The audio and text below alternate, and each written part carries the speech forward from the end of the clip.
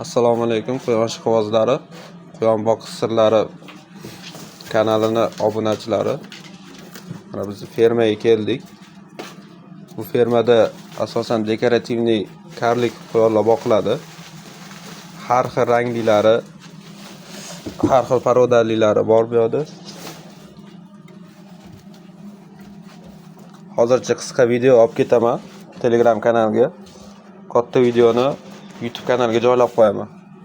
Kimga mana shunaqa dekorativniy kerak bo'lsa, aloqaga chiqarasizlar, nomerini beraman.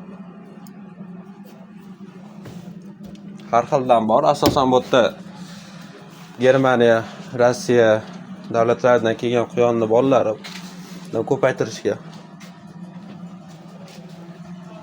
Chetdan kelgan quyonni bolalari.